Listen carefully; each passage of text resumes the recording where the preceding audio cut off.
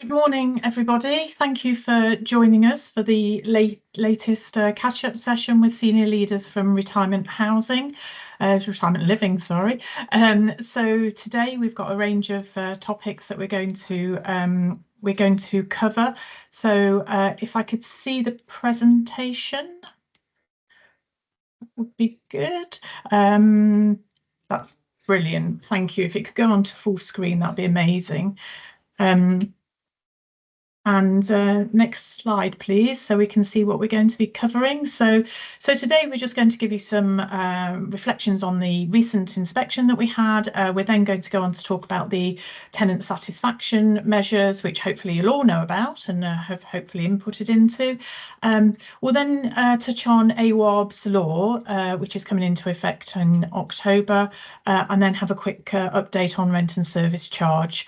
There's also an opportunity to ask any questions that we will hopefully be able to give you some useful answers to. And if you do have any questions, please do feel free to pop those in the chat box. So next slide, please. So just before we get onto the TSMs, actually, I'll just cover the regulatory inspection. So hopefully a lot of you will be aware of the new consumer standards that came into effect following the Social Housing Regulation Act, which became law at the beginning of this financial year, so April 2024. This was in response to the terrible tragedy at Grenfell and the fact that soon became very clear that tenants in that building were not listened to, despite them raising all their concerns about safety. Anyway, there was a whole period of consultation after that. It went from a green paper to a white paper, now into law. But what we've got is a whole series of revamped consumer standards that we are regulated against by the regulator of social housing. So we're already regulated against our viability and our governance, and now it's extended to the consumer standards. We were chosen to have an inspection. These are likely to happen once every 4 years, and the regulator came into Housing 21 in January for a couple of days after having requested over 100 documents from us. So they spoke to our board, to our executive team, asked lots of questions about how we approach our work, our services, how we engage with residents, etc. And so now we're just waiting for the response to that, which we are expecting at the beginning of March, April time. So we will come back and speak to you about that. So onto the tenant satisfaction measures. These are the headline results. We are still waiting for a little bit of data from our residents that we acquired from Midland Heart recently. We've had to survey those separately. So just a caveat that these are the interim measures. We don't expect to change a lot, but just to make sure you're aware of that. So we've got an overall satisfaction level of 90%, which is absolutely fantastic. So a big thank you to everybody who filled in their tenant satisfaction survey. It really is an incredibly useful exercise for us, as well as obviously getting the figures around satisfaction for 12 different aspects of our service. You've also got the opportunity to feedback those qualitative comments, and we take a lot of time in looking at those and seeing what impact we are having, but also what improvements we can make to our services. So a big thank you for completing those. So all of our tenant satisfaction measures of those 12 perception measures have seen an increase in the level of satisfaction, which is fantastic. So this is the second year we've formally done the tenant satisfaction measures, and we have to report these to the regulator of social housing at the end of June.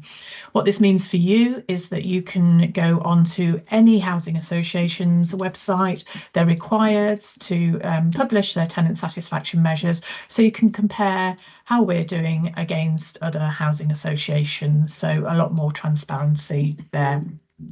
What you also get, if over 10 responses have been received at your scheme, you get a bespoke reports. So that is with your scheme manager. So if you haven't seen that, do ask for that. And also you can go on to our websites where the reports are by the side of the page that your scheme is housed on. Also, do have a look at our website, housing21.org.uk. We've got lots of resident information on there, lots of data around our performance, lots of information as to who's who, etc. So do have a look around there. If we can have the next slide, please. So again, just to reiterate, these are interim results, but there are some of the results to the questions that we've asked. So you'll see we're scoring quite highly in most of them, and when we do some benchmarking against other housing associations, we are in sort of the top quarter of the satisfaction results, which is amazing. Not that we're going to be complacent, we can always do better, we are aware of that. We see the lowest score there in complaints handling. It's quite an oddly worded question. It is a very low scoring question across the whole of the sector. However, we do our own survey for people that have gone through complaints as well. So we're constantly looking to improve our approach. Our final full set of data will be available at the end of February this year. Next slide, please. So this is just a slide there with some of the benchmarking information that I've mentioned. So let's take the overall satisfaction. So for instance, we're seeing 90% overall satisfaction. The regulator of social housing from results last year saw an average of 78%. Acuity are the research partner we use to actually generate these results, and they're seeing an average of 81. So again, we're above there, and then you can see through those 5 areas that we are above the average. And I just point out the complaints handling that I spent a couple of minutes speaking about then, and the average there being 41 across the whole sector and 43 by our research partner. Next slide, please. So if I could now hand over to Antony Walker, my colleague, he's going to speak to you about the action planning we do as a result of these of this data being made available. Thank you. Good morning. So I'm Antony. I'm the head of service for the Southwest. I wanted to give a bit of a perspective from the Southwest in terms of what we're doing, but it is very similar to what will be being done nationwide as well. So if we have a look at this first slide here, we have the individual scheme reports that Vanessa mentioned. We also have some patch reports. So we have operations managers who manage a broad patch of schemes, and they have those reports as well, so they can see themes across the whole of their patch. There's an example of one here down in the Devon, Cornwall and Southwest Somerset region, showing the change in scores from one year to the next, lots of them increasing by quite a bit, some of them fewer, some of them greater increases. So what we're doing at this stage really is we're starting to look at those reports, both the individual reports and the wider patch ones, to see what themes are coming out. Could we pop across to the next slide, Joel? Lovely. We've held some meetings starting to try to dig into these results. So for example, we've looked at the schemes that are highest performing, some of the lowest performing schemes. We've looked at all the different measures to try to understand where are we stronger, where are we weaker, where do we need to improve things. Lots of drilling into that data. I've got an example here of some of the schemes where we saw a more than 10 percentage point improvement. So we're trying to understand on those courts, why did they improve so much? What were the reasons behind that? And so we're having some of the discussions about what we can learn from those aspects so that we can apply that learning to other schemes as well. So we're starting to look at those data. The ops managers will be doing that. They'll be looking at it for their schemes, but myself and the regional manager as well, we're looking at that so we can identify the hotspots to really focus the improvement on. Next slide, Joel. What we're also trying to really dig into is what we call the qualitative feedback. So you've seen lots of numbers so far, but sometimes I find, certainly on a local level, the most valuable information we get is what you write down as what works really well at Housing 21 and what we need to do better. And Now, in the main reports, they give us kind of themes for where we can improve, and they group them together. So, for example, this report here, you can see that there were 3 responses saying that they really like the court manager, the local housing manager. There are the positive comments around the repair service and around how the estate was managed and the community spirit. So they're kind of themed together, and that it's useful in that way. And there are other aspects in terms of improvements. There are things like communal areas, rubbish storage areas, or some negatives about the availability of the scheme managers. Again, it's really interesting and useful for us to look at that in terms of numbers. But what we'd like to get down to where we can is to look more at the specifics of what are the issues being raised on that scheme, what do people want us to improve. So we're going to look at all of that data, and what we're going to do as well is we'll be out at resident meetings, as we are on a regular basis, the operations managers, and they'll be having discussions about these reports, and they'll be trying to get some feedback from yourselves about what can we do better, where can we improve, do these results, do they look what you might have expected for your court? Is there anything that stands out that looks a bit different? And we'll be looking to try and get some action plans in place for each of the schemes and for our patch, region and wider nationally. Next slide, Joel. So this is just a bit more about the action planning.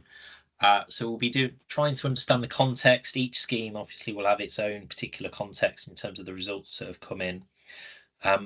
What we've found on some sites is quite useful to come at it with a flip chart or something like that, and give residents the opportunity to write on there about what they think is good and what they think is bad.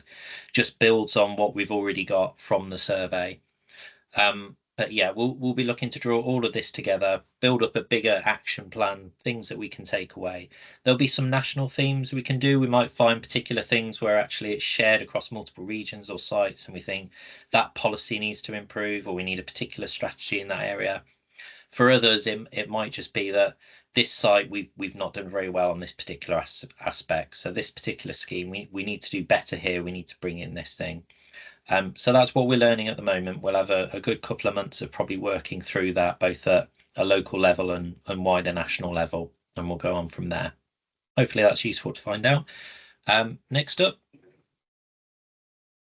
Oh, last bit, sorry, to tie in as well. So we've got what we're also trying to tie into this.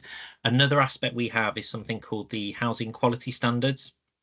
The housing quality standards is our way of assessing the quality of the housing service that we provide on site. So the operations managers have been going around and checking the housing quality standards for each of these sites. It's something that the local housing managers fill in primarily, and then they are scored on by their local operations managers. And it's all about trying to make sure we get that consistent quality everywhere. And we'll be looking to tie in both the HQS feedback and the survey feedback, because both of those can inform those improvement plans. And that should be all my slides. Thank you.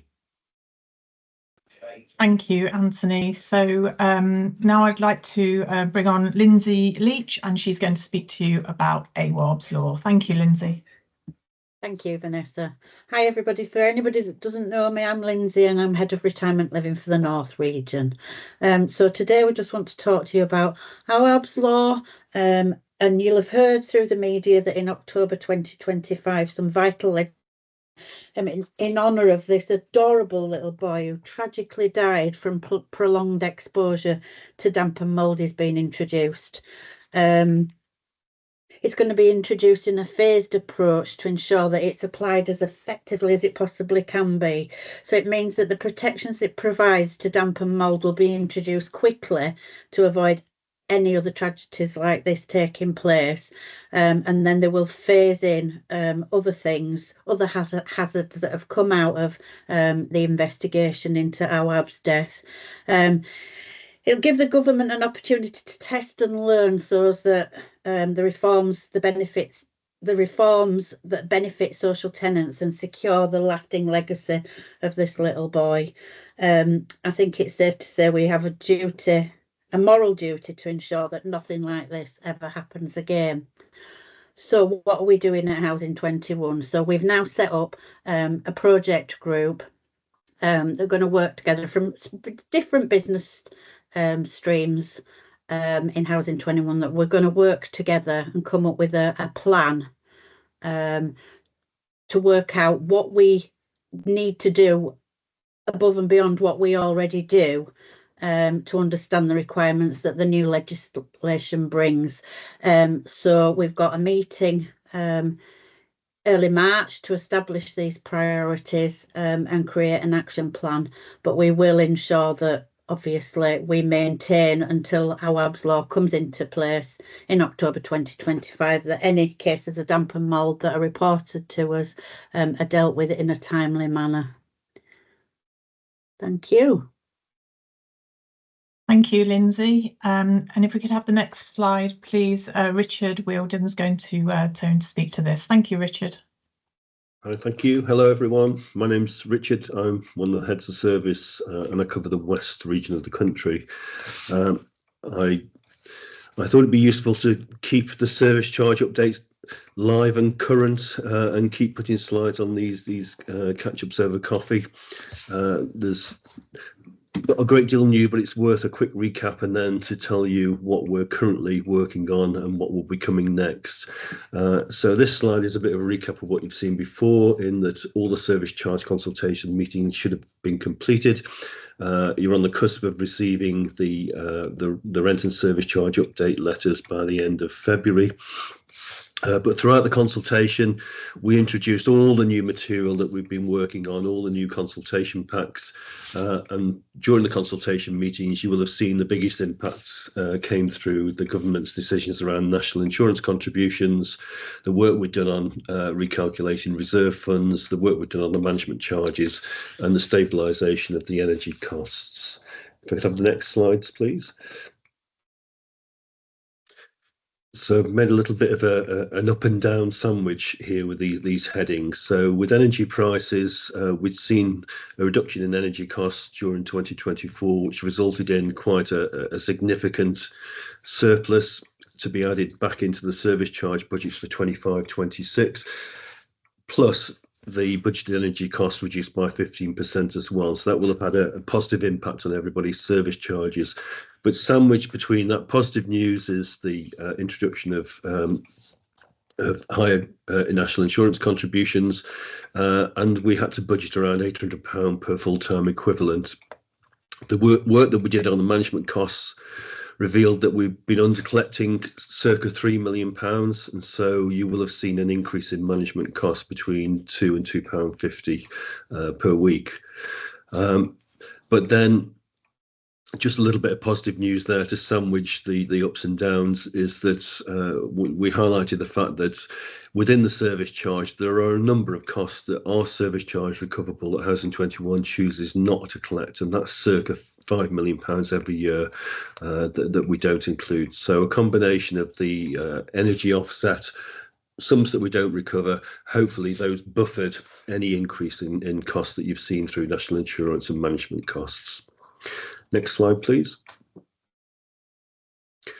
So the work that we're underway with now, having completed all that work, reviewing all the material that we use for the service charge review meetings, the letters that you'll be getting in February are still in the old format, and the plan for 2025 is to totally overhaul how we present that information, and that will involve quite a significant amount of engagement with different residents groups over the design of that. From the feedback that we had through the first phase of all the service charge review, there was a strong desire that the scheme manager is somebody that people are able to go to and they're able to answer questions relating to service charges. So there's training underway to upskill and make sure that scheme managers are able to handle those inquiries. Then a big piece of work that we need to do during 2025 is a revision of the stock condition surveys, and that relates to how we calculate the reserve funds that form part of the service charge. And then on top of the stock condition surveys and the revisions, we need to pull together better material to explain what the reserve funds are all about, because that's an area that we don't think that we explain particularly well at the moment. So those are the key areas that are still under under review for 2025. I'll probably keep including these slides on future meetings so it keeps the subject live. And that's my update. Thank you very much. I think I'm handing across to Lucy now.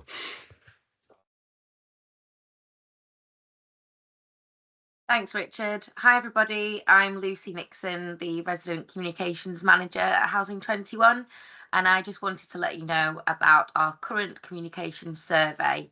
So we've currently got a live survey asking for your views and feedback on various pieces of communication. So the scope of the survey includes your newsletters, feeding back on what you think is good about those or what we think can improve, the notice boards that you have in your properties, also smart TV notice boards. So some of our residents have what's called a smart TV, which also acts as a notice board. So we'd love some feedback on those. Your resident handbook, hopefully you've seen one of those handbooks, but if not, let us know.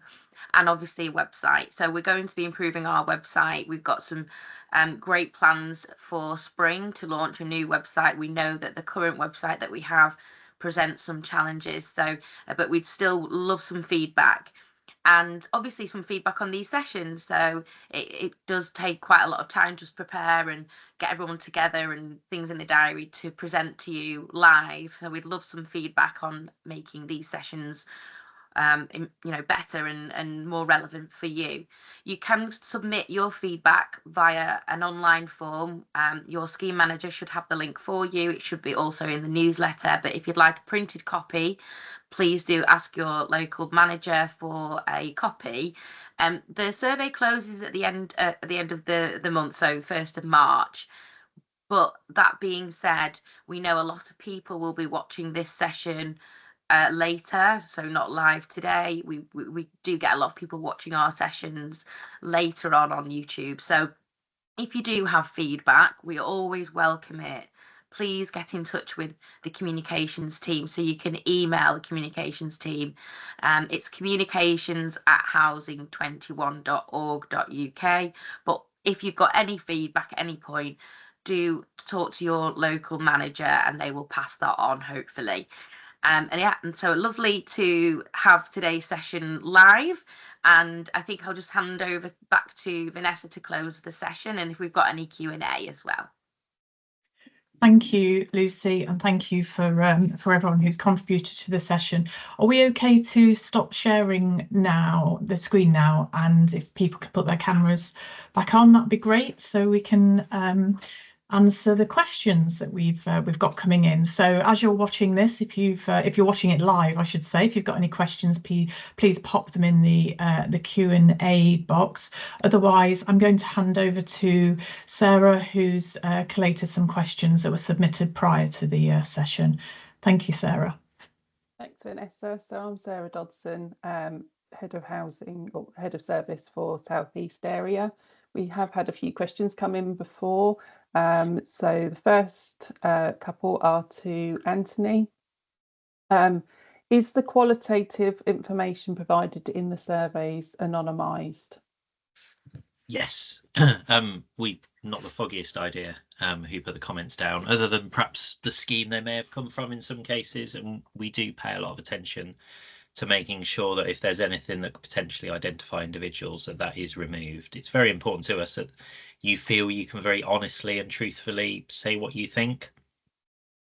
So we take anonymity very seriously and follow certain rules, don't we, Vanessa, from the Market Research Society, to make sure that we adhere to that.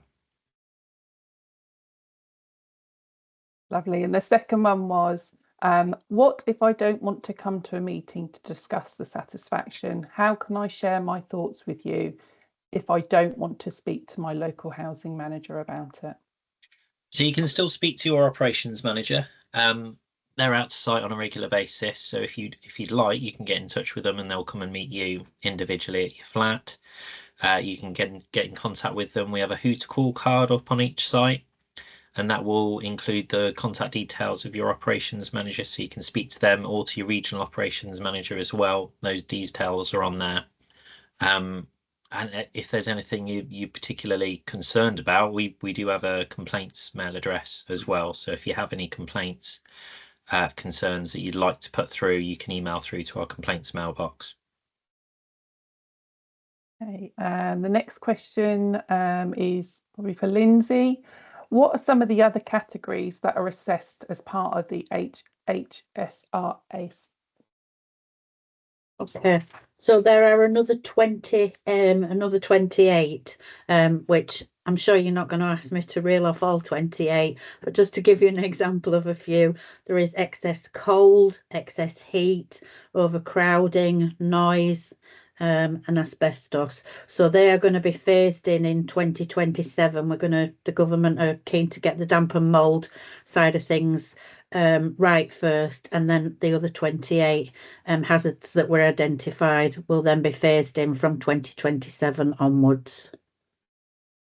And what things are Housing 21 doing to address current cases of damp and mould in their properties? Okay, so we're very reactive once we're aware. We react very quickly once we're aware of any issues. We keep a log, and a monthly damp and moulding report goes to Health and Safety Committee. We've recently introduced people and property visits, and that is to be proactive. And make sure that we're getting into our residents' properties and identifying any cases of damp and mould, because in a lot of cases it is very, very difficult to identify. Damp and mould grow at the back of, cupboards that you wouldn't necessarily move on a regular basis. And we're not going into everybody's flat doing a furniture move around, but we are sort of looking out for the signs.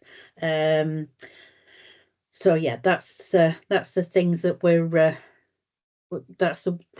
doing well in advance of Awaabs law coming in October 2025. We're very proactive. The next question is for Richard. Why was there such a huge amount over collected by March 2024? It says £12 million. It does. If people cast their mind back to the energy prices, I'm not sure what words I'd use to describe, but they went a little bit bonkers, didn't they, in terms of huge increases. And Housing 21, through the service charge and the communal supplies of electricity and gas, weren't immune to the effects of that. So we were caught a little bit in terms of the budgets that we'd set on the previous year with increasing energy prices. So we not only had to budget for the increase in energy prices, we had to budget for a catch up. And then when energy prices stabilized again and started to come down, we'd obviously got very high budgets still set, and energy prices came down by the 15%, but it also left us in a position where we generated a surplus. So we have made moves underway in terms of how we budget for the service charge to try and prevent those fluctuations. But fluctuations are a very natural occurrence in service charges, because you're budgeting based on previous costs and your current service charge, and then by the time you know your current costs, you're budgeting for the coming costs. So you're always slightly out of sync with what's actually happening on the ground. So that's why you get those fluctuations. But we're doing our very best to try and avoid those in the future, because the energy price fluctuations was definitely a surprise for Housing 21, and I don't think we're alone in experiencing that either with other housing organisations.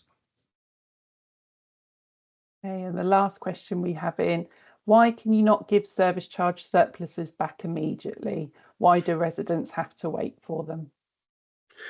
So again, a bit similarly to how we struggled to iron out the fluctuations in the service charge, fundamentally your tenancy agreement is the document that tells us what we can do, what we can't do with the money, and the tenancy agreement has provision in it for carrying forward any service charge surpluses and deficits. So whilst it might be something that sounds enticing when you have a surplus to ask, well, can that not be credited back to people when we carry it forward into the following year service charge. You have to think also what we do with deficits. So if we ever incur a deficit, we don't come cap in hand asking people to make up that shortfall with immediate effect. We carry it forward into the following year's service charge, just to try and spread the impact of that surplus or deficit. By their very nature, service charges, budgeting is not an exact science. You will never get a budget set at exactly what you spend, so there's always going to be a surplus or a deficit. Our job is to minimise what that surplus or deficit is. At the end of our questions? That's all the questions. Yeah, Vanessa. Thank you very much for that. So we've had no additional questions submitted. So thank you for those that did submit those questions before this session. So that's the end of our session. Please do remember that the contact details are on your notice board should you wish to contact any of your housing team. Do take the time, if you can, to feedback to Lucy's survey. She'd love to hear from you. So again, contact your local housing manager about that. Do look at our website. We have recently put lots and lots of information on there. So although we're going to have a revamped and better website next year, there is still lots and lots of relevant information on there at the moment.